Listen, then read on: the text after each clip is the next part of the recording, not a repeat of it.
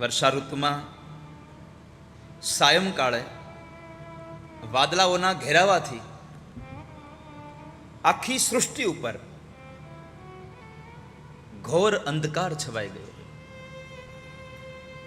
ચારે બાજુ અંધકાર છે.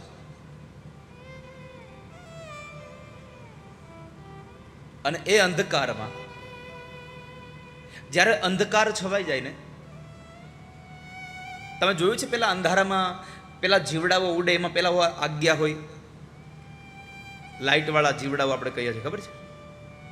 જોયા છે કોઈ લાઇટિંગ વાળા પેલા જીવડાઓ? અંધારામાં એ પોતાનું તેજ પાથરે, આજ્ઞાઓ ચમકવા લાગે છે. ક્યારે? જ્યારે આકાશમાં ચંદ્ર કે નક્ષત્રો કે તારાઓનું તેજ હોતું નથી ત્યારે.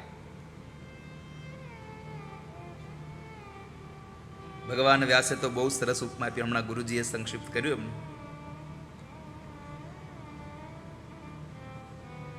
નિશા મુખે સુગદ્યોતા તમસા ભાંતિ ન ગ્રહા યથા પાપેન પાખંડા નહીં વેદાહ કલો યુગે.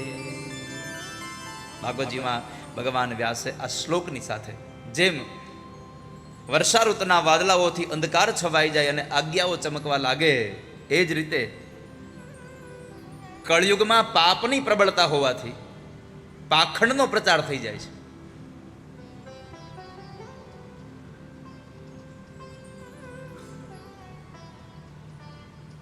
લોકો કહે છે સાધુ પાખંડી થઈ ગયા. સાધુ ક્યારેય પાખંડી બનતા જ નથી, પાખંડીઓ સાધુ થઈ ગયા છે. સાધુ પાખંડ હોય જ નહીં ક્યારે.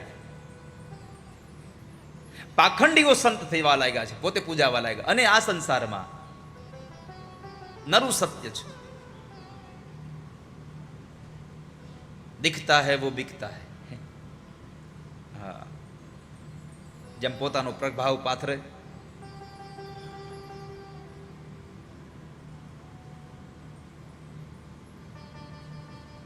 કાંઈ આવડતું ન હોય છતાં એને હારા હારા આમ કપડાં પહેરીને આવે અને સ્ટેજ ઉપર આવીને બેસે અને પછી અહીંયાથી ઉદ્ઘોષે એમ કહે કે આપણને પૂજ્ય થોડુંક વચનામૃત આપણને આપશે, પૂજ્ય આપણને એના આશીર્વાદ આપશે. તો કે ના, અત્યારે મારે મૌન છે, મારે અત્યારે મૌન છે. એટલે લોકો કેટલું, ઓહો કેટલા જ્ઞાની છે, કેટલા તપસ્વી છે, એને એ ન ખબર હોય કે હાવ હમમ તંત્રાય હોય.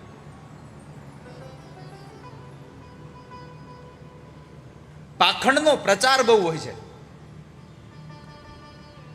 અને કોણ જાણે ભગવાન હું કૃપા કરે છે, પાખંડીઓને એનો પ્રચાર કરવા વાળા મળી હોત જાય પાછા. પાખંડીઓને પ્રચાર કરવા વાળા મળી જાય.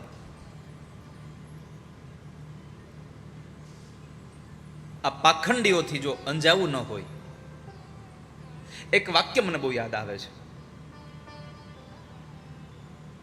તમારી આંખની દ્રષ્ટિને જો કોઈ આંજી નાખે તો સમજજો એ આવનારું તેજ તમારા માટે હાનિકારક છે. તમારી દ્રષ્ટિને જો આંજી નાખે, તમારી દ્રષ્ટિને જો અંધ બનાવી દે તો એ તેજ સત્ય નથી. તમારી આંખો અંજાઈ જાય, તમારી દ્રષ્ટિ ન અંજાવી જોઈએ, તમારી નજર ન અંજાવી જોઈએ.